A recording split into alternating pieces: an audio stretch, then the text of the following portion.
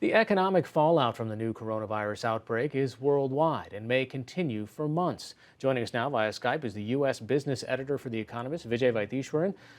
Our first priority is obviously to think about the health stories and what's happening on the ground. But then when we see the impacts, when the businesses start to close, when the airplanes are flying less, there's a ripple effect here.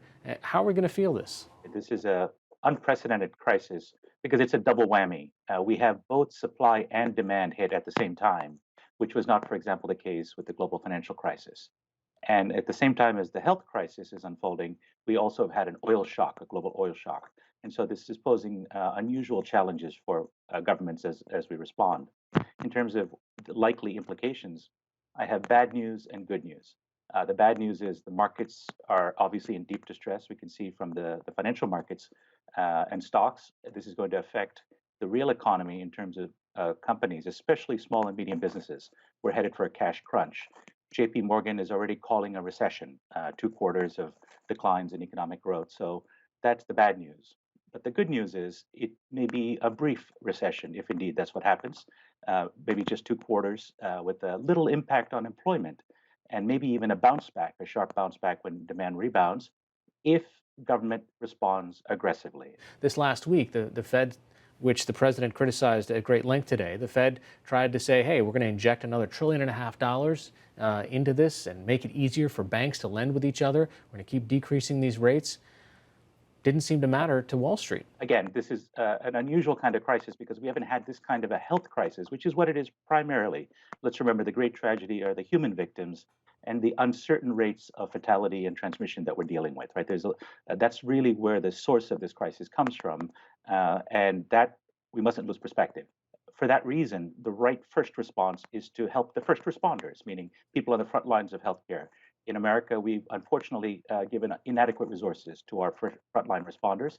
That's being remedied quickly. We're a bit late to the party, but we can see now, both through the declaration of national emergency, but as well mobilization of resources to hospitals, getting more resources to them. That's the right thing to do. But the second kind of response, you talked about what can government do. The Fed cutting interest rates isn't going to make your supply chain deliver your parts to a widget maker in Ohio any quicker, right? And rates are almost at zero anyway. In Europe, they are zero and below, in Japan as well. So the tools available to central banks are not adequate to the task when it comes to the kind of stimulus we might have expected. Nevertheless, there are a couple of things government can and should do. One is we talked about companies running out of cash. That's the number one concern in the next 6 months. Um, we can encourage banks, for example, not to call in loans. It's not like in China where the government controls the banks. They've already told the banks don't call in loans. But we have done this before where government can extend credit and encourage, and the Fed has done this to its credit in the last couple of days, encouraged bankers not to call in loans, to show forbearance.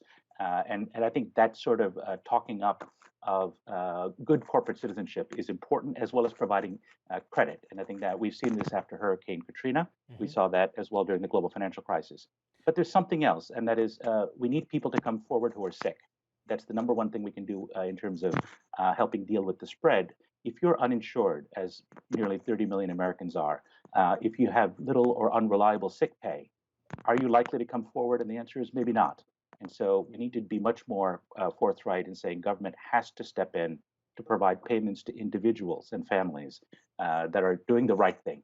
All right, U.S. business editor of The Economist, Vijay Vaidheeswaran, joining us via Skype tonight. Thanks so much. Thanks for having me.